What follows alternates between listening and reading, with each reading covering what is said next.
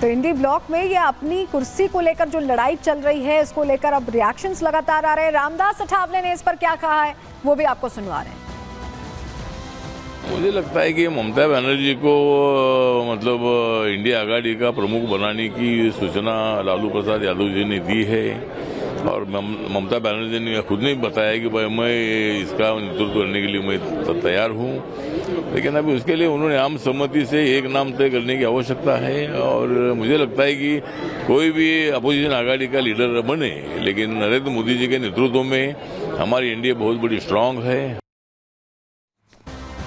तो देखिए, बहुत सारे दलों की राय आपने सुन ली, लेकिन आज एक बैठक होने वाली है दिल्ली में इन दो बड़े चेहरों की, जिन्हें आप देख रहे हैं, अरविंद केजरीवाल और शरद पवार की बैठक होने वाली है। इसमें भी कहा जा रहा है कि इसी मुद्दे पर चर्चा होगी। जानकारी आपके सामने रख रहे हैं। इंडी गठबंधन में नेतृत्व को लेकर खींचतान के बीच ये बड़ी बैठक मानी जा रही है। दिल्ली में शरद पवार और अरविंद केजरीवाल बैठक करके चर्चा करने वाले हैं। बैठक में ममता बनर्जी को कमान देने को लेकर चर्चा हो सकती है। जानकारी मिल रही है अंदर खाने से। शरद पवार ने ममता का समर्थन करते हुए एक सक्षम नेता बताया था। हमने आपको जानकारी भी दी थी कि एनसीपीएस का क्या स्टैंड है। और अरविंद केजरीवाल भी लंबे समय से कांग्रेस से अलग स्टैंड रखते रहे। मल्लिकार्जुन खड़गे का नाम आपको याद होगा, अरविंद केजरीवाल ही ने आगे किया था और उसके बाद ममता बनर्जी ने उनकी बैकिंग की थी। इस पर आम आदमी पार्टी क्या कह रही है, सुनिए आप नेता क्या कह रहे हैं इस पर। अरविंद केजरीवाल जी, शरद पवार साहब, ये तमाम पार्टियां इंडिया ब्लॉक परिवार का हिस्सा हैं और बिल्कुल सही बात है। देश को बचाने के लिए, देश के संविधान को बचाने के लिए समय समय पर मुलाकातें और चर्चाएं होती रहती हैं। आज शाम भी ये बैठक तयशुदा है और बैठक में निश्चय ही इंडिया ब्लॉक किसके साथ आगे बढ़ेगा, भविष्य में नेतृत्व की जिम्मेदारियां किसके कंधों पे होंगी, आगे चुनाव कैसे लड़ना है, मिलकर लड़ना है, क्या करना है, इस पे भी बातचीत होगी। तो भविष्य की जो राजनीतिक संभावनाएं हैं उस पर चर्चा, नेतृत्व पर चर्चा, ये सारे विषय जो है वो एजेंडा के होंगे। तो सुना आपने, आम आदमी पार्टी के लिए भी एजेंडा भविष्य की जो चुनाव हैं, राजनेताओं का मुद्दा, इन तमाम मुद्दों पर चर्चा इंडिया ब्लॉक में हो तो रही है। लेकिन अभी क्योंकि उत्तर प्रदेश में कुछ समय बाद चुनाव है, वहां पर क्या होता है, कितने साथ, कितने दूर, कितने पास, ये वक्त ही बताएगा। चलिए आगे बढ़ते हैं। अगले सेगमेंट का अब रुख करेंगे, जहां कांग्रेस ने एक नए तरीके से एक नया पैतरा आजमाने की कोशिश की है। अविश्वास को लेकर जो चर्चा सदन में होने वाली, उस पर अब आपको जानकारी देने वाली।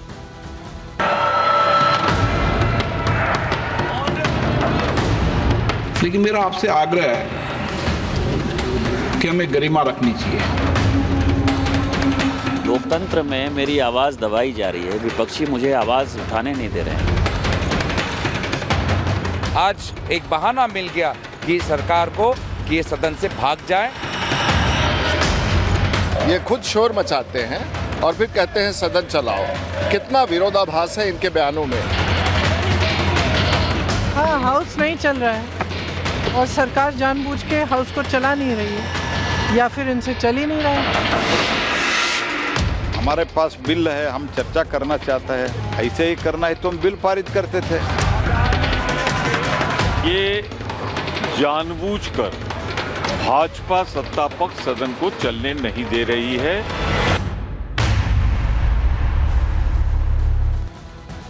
पिछले कुछ सालों से ऐसा हो रहा है कि जब भी सत्र चलते हैं, चाहे शीतकालीन सत्र हो, मानसून सत्र हो, अलग अलग सत्रों के दौरान आपने देखा होगा कि हो हंगामा सदन के अंदर खूब होता है। विपक्ष अलग अलग मुद्दों को लेकर हो हंगामा करता है, कभी वॉकआउट कर देता है। हंगामा होने के बाद ये कहा जाता है कि चर्चा नहीं होने दे रहे हैं। पहले हंगामा खुद करते हैं, फिर बोलने का मौका नहीं देने की बात भी करते हैं। और अब तो ऐसा हो गया है कि जब बीजेपी ने प्रश्न पूछा तो ऐसा लग रहा है कि सोरोस, विदेशी फंडिंग, सोनिया गांधी के कनेक्शन पर कांग्रेस के पास कोई जवाब नहीं था। और ऐसे में ये नई रणनीति, नया पैतरा आजमाने की कोशिश कांग्रेस कर रही है। अब ये कहना है कि जो चेयर पर हैं उनके खिलाफ ही अविश्वास प्रस्ताव लाने की बात है। यानी हो हंगामा खुद करें, सवाल पूछा जाए तो जवाब ना हो, और जब जवाब ना दे पाए तो अविश्वास प्रस्ताव ले आए। इस तरह का ऐसा लग रहा है कि राजनीतिक अटेंशन पाने की कोशिश कांग्रेस की तरफ से होती दिखाई दे रही है। चलिए सबसे पहले आपको जरा सिलसिलेवार तरीके से हम समझाने जा रहे हैं कि सभापति आखिर क्यों निशाने पर आ गए, क्योंकि जो पिछले कुछ दिनों में हुआ है सदन के अंदर, वो एक अलग कहानी कहता है।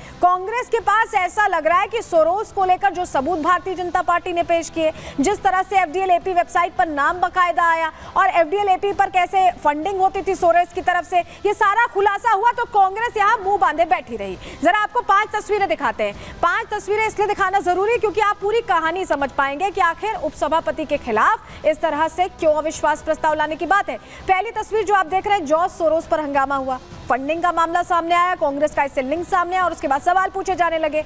बीजेपी ने जब सवाल पूछा तो खड़गे ने आपत्ति जाहिर कर दी, सीधे सीधे कह दिया कि इस पर कोई चर्चा नहीं होनी चाहिए। और उसके बाद जब सोनिया गांधी गिर गई तो ये नया प्रस्ताव, ये नया तरीका ले आई है कांग्रेस, नया स्टंट ले आई है कि सभापति से नाराज हो गए और जब नाराज हुए तो अब कह रहे हैं कि अविश्वास प्रस्ताव लाएंगे। घिरने के बाद जवाब ना देते जब बना तो अविश्वास प्रस्ताव लाने की बात हो रही है और ऐसे में सोरोस के मुद्दे पर पूरी तरह से कांग्रेस घिरती दिखाई दे रही है। चलिए अब आपके सामने जानकारी रखते हैं कि आखिर हुआ क्या है सदन के अंदर। तस्वीरों के जरिए तो हमने आपको समझाया, अब जरा फैक्ट्स बता देते हैं आपको। चलिए जल्दी से आपके सामने फैक्ट्स रखते हैं। शीतकालीन सत्र में देखिए विपक्ष का हंगामा कैसे हो रहा है, ये किसी से छुपा नहीं है। कोई जनता के मुद्दे नहीं उठ पाए। अदानी के मुद्दे पर कांग्रेस प्रदर्शन कर रही है, हंगामा कर रही है और जब बीजेपी ने सोरोस सोनिया कनेक्शन पर सवाल पूछे, आक्रामक हुई, तो यहां कांग्रेस के पास जवाब नहीं था। सोरोस का मुद्दा उठते ही कांग्रेसी नेता भड़क गए और इस कदर भड़के कि सबूतों के बाद भी आरोप को निराधार बताने लगे। और इस बीच कांग्रेसी नेताओं ने सभापति पर ही आरोप लगाए, सभापति पर आरोप लगाए और विपक्ष की आवाज दबाने के आरोप लगाते हुए हो हंगामा शुरू कर दिया। और ऐसे में अब विपक्ष बताएं आपको कि अविश्वास प्रस्ताव लाने की तैयारी में है, लेकिन यह अविश्वास प्रस्ताव लाया कैसे जाएगा, क्या पूरा प्रोसीजर होगा और क्या इसमें कुछ हो भी पाएगा ये अविश्वास प्रस्ताव ले आने से। चलिए आपको जरा वो समझाने की हम कोशिश करते हैं। जो अविश्वास प्रस्ताव लाने की तैयारी है उसको लेकर क्या तैयारी कांग्रेस की तरफ से की गई है, कौन कौन से गठबंधनों का साथ मिल रहा है, चलिए आपको जरा बताते हैं कि ये हो कैसे रहा है।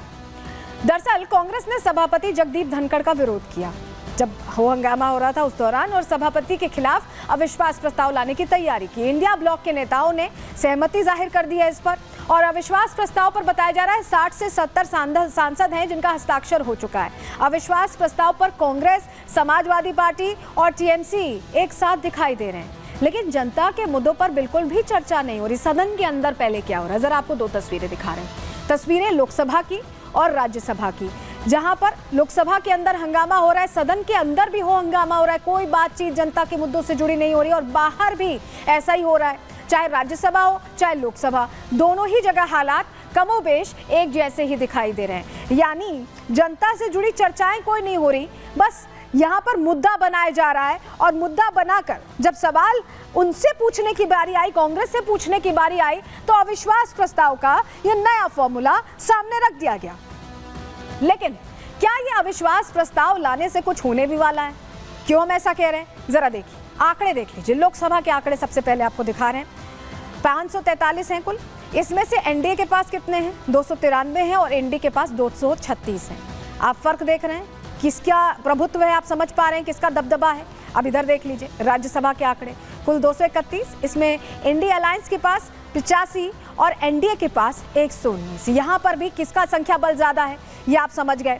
लेकिन इन सब के बावजूद ऐसा लग रहा है कि संख्या बल कम है और ऐसे में समय बर्बाद करने की ये कोशिश है, ऐसा समझ में आ रहा है। क्यों हम ऐसा कह रहे हैं जरा आपको बताते हैं। क्योंकि सभापति को ऐसे में हटा पाना तो मुश्किल है, नंबर तो हमने आपको बता दिए, लेकिन अब जरा और अच्छे तरीके से आपको समझाने की कोशिश करते हैं कि क्या महज एक स्टंट है।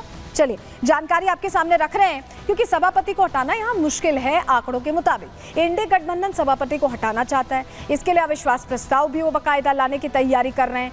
बहुमत से प्रस्ताव पारित कराना होगा राज्यसभा में, बहुमत यानी नंबर ज्यादा होने चाहिए। प्रस्ताव लाने से 14 दिन पहले नोटिस भी देना होगा इसको लेकर और लोकसभा में भी प्रस्ताव पारित कराना जरूरी है।